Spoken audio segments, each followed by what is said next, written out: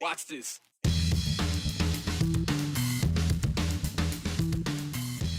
Federal emergency care provisions versus Idaho law. Where does EMTALA fit in? We explain a new move from the Trump administration and why it matters and what actually changes. They've got bulls, barrels, broncos, and now a new address. We'll explain where the Eagle Rodeo is headed this year.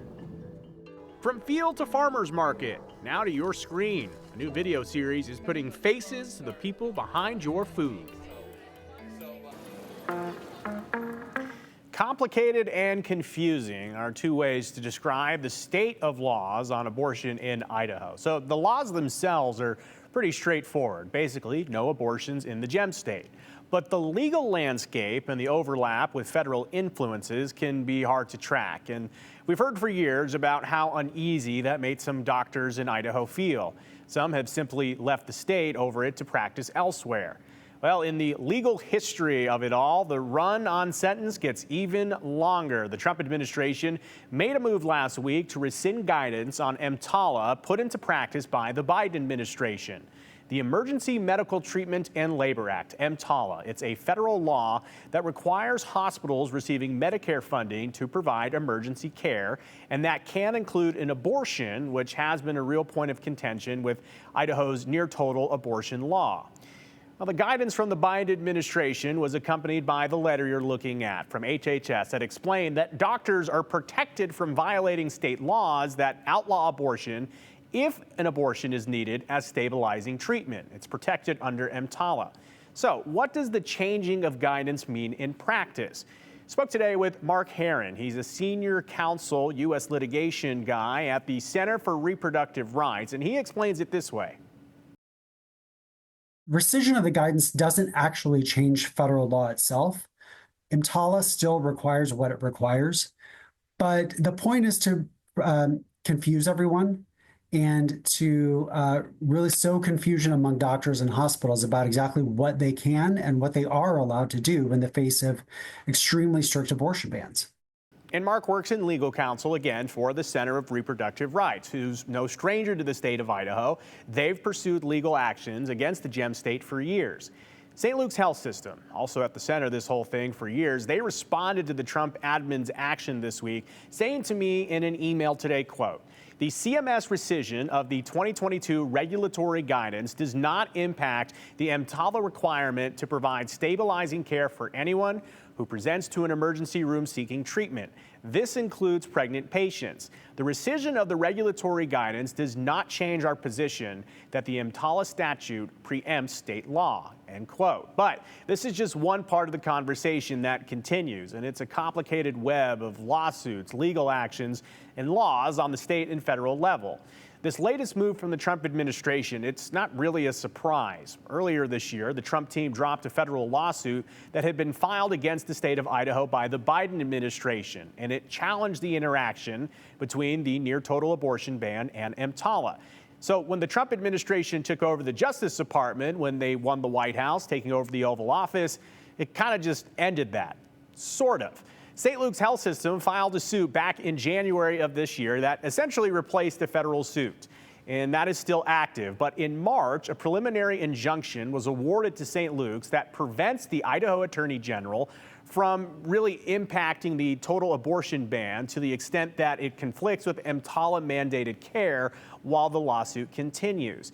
The injunction in March highlights that Idaho's law, quote, allows abortion to save the woman's life, but an abortion to prevent any harm short of death is a felony, punishable by 2 to 5 years in prison. In these devastating but fortunately rare situations, Idaho law must yield to EMTALA's stabilization mandate, end quote. So did you want to complicate it even further? Let's do it. In April of this year, a district court ruled in Atkins v. Idaho that Idaho's near-total abortion ban cannot prohibit an abortion when a pregnant patient faces a, quote, non-negligible risk of dying because of a medical condition or pregnancy complication, even if death is not imminent. The judge said that doctors can legally perform abortions when their good faith medical judgment indicates a patient faces increased mortality risk without the procedure. According to the ruling, two key conditions must be met for the procedures to be legal in the state of Idaho. One, the mortality risk cannot stem from potential self-harm, and doctors must use methods that maximize the possibility of fetal survival outside the womb when feasible. Idaho's Attorney General, Raul Labrador, responded to the full decision, saying his office disagreed with portions of that ruling, but that, quote, Idaho law has never required doctors to wait until a woman's death is certain or imminent before performing an abortion, end quote. It's a lot of information. It's a lot to track, a lot of different things going on. But what is the point of all of this? Well, advocates say it remains complicated and confusing to Idaho doctors who find themselves in a high-pressure situation of figuring out an emergency abortion decision.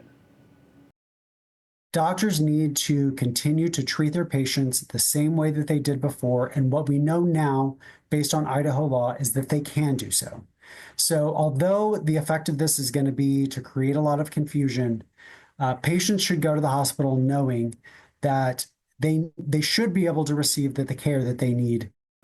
So with all the confusion, there are calls from groups like medical groups and individual doctors. They want the state of Idaho to sort of recraft the abortion laws or clarify.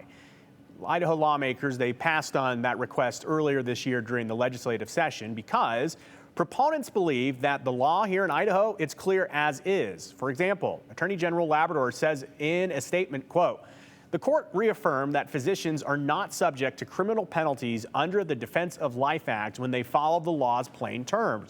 He says exercising their good faith medical judgment to determine that an abortion is necessary to prevent a woman's death, even if her death is not imminent or certain. Consistent with Idaho law, the court reiterated that such care must, where feasible, use a method that offers the unborn child the best chance of survival. A lot to process there, and long story short, yeah, it's confusing for a lot of people in the legal sector, in the medical community, and of course, the general public trying to process it from the local news. Well, you know the phrase, this ain't our first rodeo. And for the folks behind the Eagle Rodeo, it's not their first move either. For nearly 25 years, they've been putting on a rodeo, and one of the best ones in the Treasure Valley. And now they're doing it from yet another new location.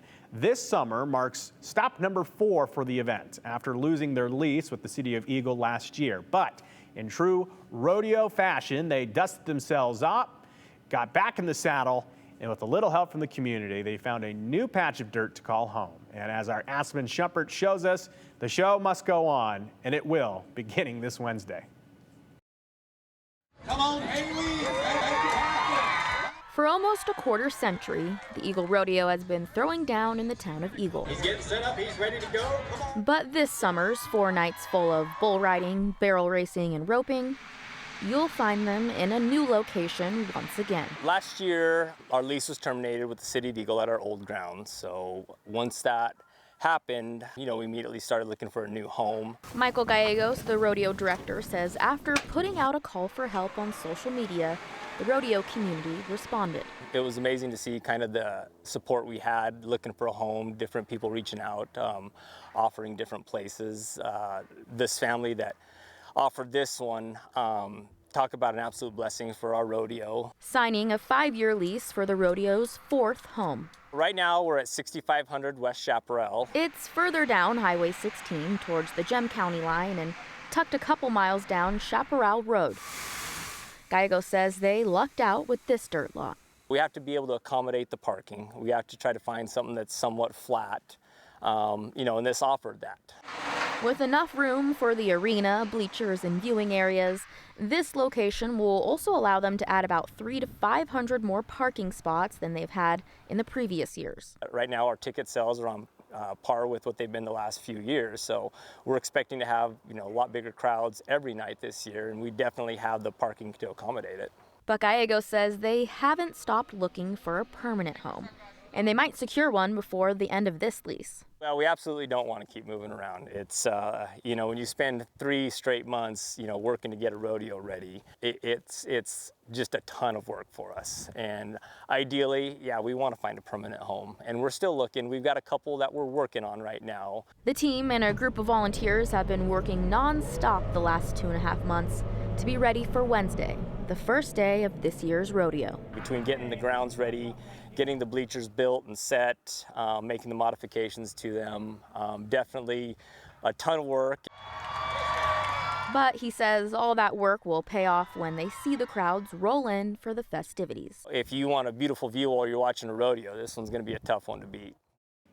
Gallegos says the first year in a new location, which they've done multiple times, feels like the hardest to get ready because that means moving and resetting things up. But next year should be less entailed because the rodeo will keep everything up until it's time to get ready for the following year. And Joe, while they say they have enough parking, they are recommending people either carpool or rideshare. And if you do rideshare, you will get a drink token that you'll be able to use at the event. Oh, okay. Well, that's always a nice little thing. And when does the rodeo kick off? It kicks off tomorrow, goes through Saturday. They're really excited about it. They feel good about this fourth location, but like I mentioned, they are looking for a permanent home. I know that it's also like such a major lift, and we saw the brand new digs. It's going to look different than in years past. Yep. What was the vibe you got in terms of it being exciting, nerve-wracking? I mean, you don't know what you don't know. Yeah, I think all of the above, especially the emphasis on the amount of work that goes in to getting a rodeo ready. They really love doing this, and they want to keep doing it, and so they hope that the public sees that they're working hard to continue to bring a rodeo to them every year, despite some moving around of locations multiple times. I love it. The spirit of the West out here in Idaho. If you're new in town or you've never been to the Eagle Rodeo before, you got to go check it out. Tomorrow. Tomorrow. Fantastic. Make sure to drink water. It's going to be hot out there. All right. Thank you so much, Aspen. We will be back here on the 208. Send us your comments. There's the number.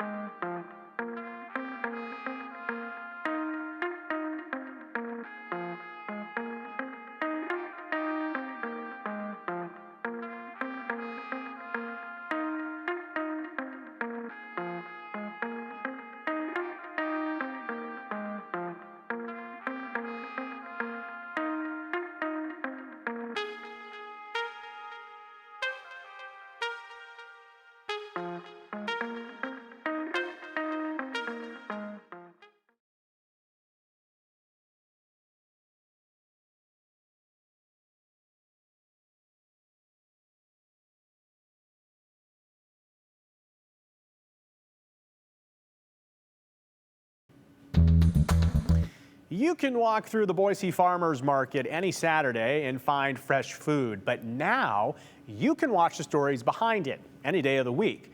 A new video series aims to connect people not just to what's on their plate, but to the people and purpose behind the meal. And as Hunter Funk explains, one farmer's story shows how growing food became something much more personal. Hunter, it's just such a valuable lesson in Idaho. The food doesn't just show up on our plates. There's a lot of work behind it. Correct. Yeah, Tim Sommer is an organic farmer at Purple Sage Farms. The farm specializes in growing a wide range of organic herbs, greens, and vegetables in Middleton, Idaho. It's farms like his that are being featured in a new initiative at the Boise Farmers Market. After receiving a USDA grant, the market is launching a new video series taking you beyond the Saturday tent and into their personal stories. The series highlights the heart behind the harvest, from soil practices to solar power, and sometimes to something more unexpected. For Sommer, he wants people to know the importance of the market and what's growing beyond just his herbs and greens. I didn't anticipate this when we started our farm, but one of the most important things that we raised on our farm is a family. And right now, I have a son and daughter-in-law that manage and run the farm on a daily basis, And then we have their children, my grandchildren, that they come to the farm every day. So it's a treat for us. And there he is. And he says they are growing the next generation into an educated one about where their food comes from. Now, coming up on the News at 6, we're going to look into why they're doing this, and we're also going to see if they are, we're going to see what they are featuring in those videos as well, Joe. I know, like with small businesses, including agriculture, platforms like Instagram and TikTok, it opens such a wide variety of business to locals, but also people outside of the normal area they could interact with. Yeah, I mean, it kind of reminds you, oh yeah, we do have a farmer's market. We should go down there and meet the people that we just watched in this video. They're kind of like celebrities. I always love the marketing campaign where it's like, shake the hand of the guy that picked this today. Yeah, with the dirt under the fingernails. Oh, we love it. So good. All right, Hunter, thank you so much. Looking forward to that at 6 o'clock. We will be right back. Send us your comments. There's the number.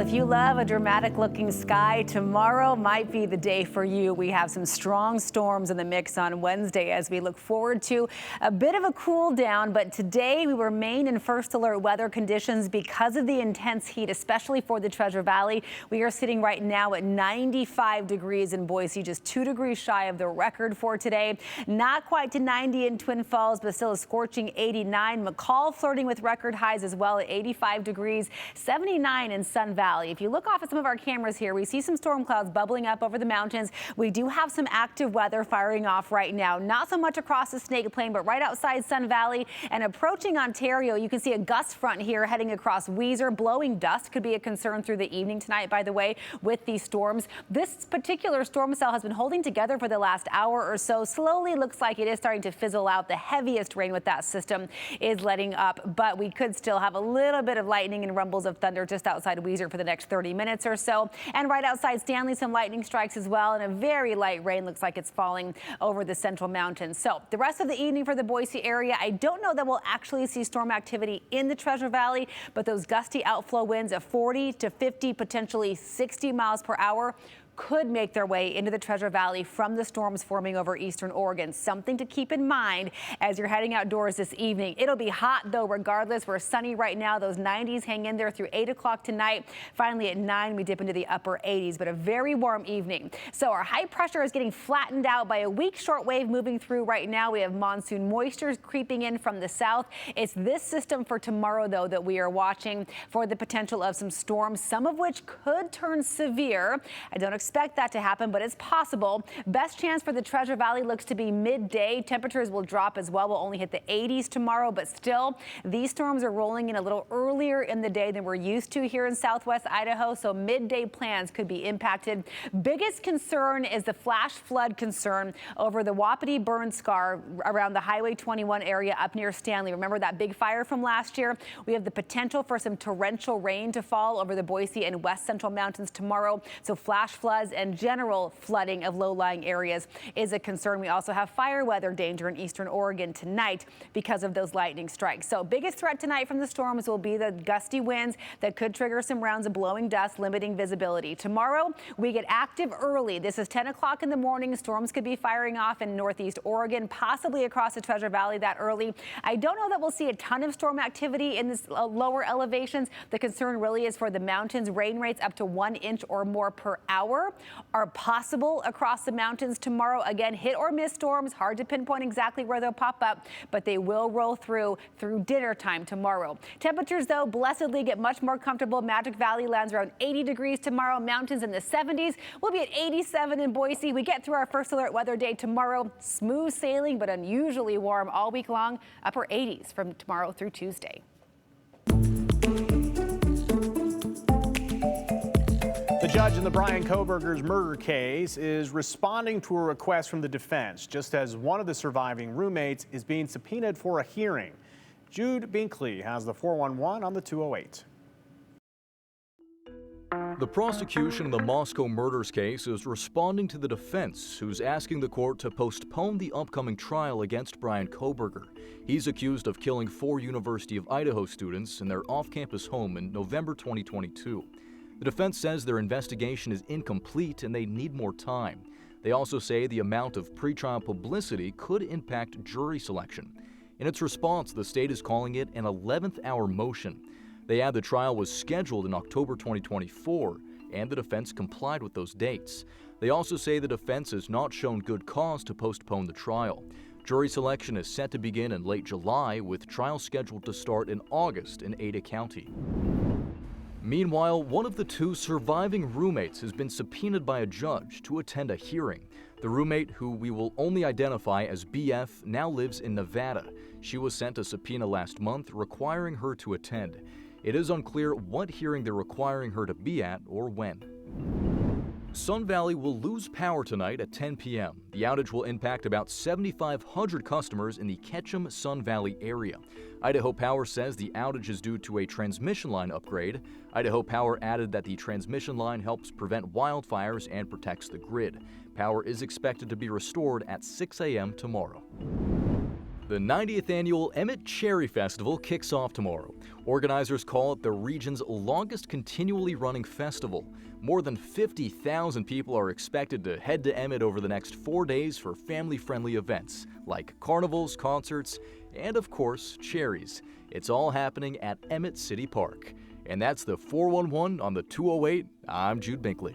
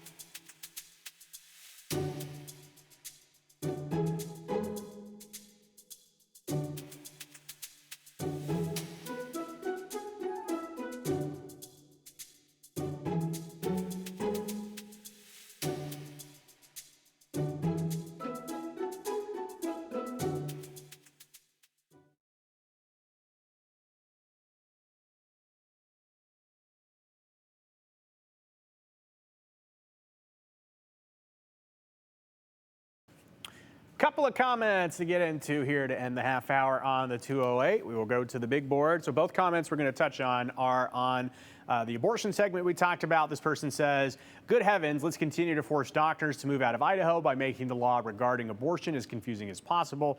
Your legislators at work, or are they? That's Susan in Meridian. Thank you, Susan, for the comment. B&B in Nampa, right? The way the abortion law is written is made specifically to confuse. This is the reason why doctors are leaving Idaho in droves. Seems the fetus outweighs the care of the mother. The mothers are just the incubators, and seems like our health still doesn't matter. I will say some of the complication here is the interaction between the federal and the state laws. Again, there's still at least one active case going on. St. Luke's or the state of Idaho. We are waiting for updates on that this summer. See you tomorrow. Continue with us and watch free now on the KTVB Plus app everywhere you stream.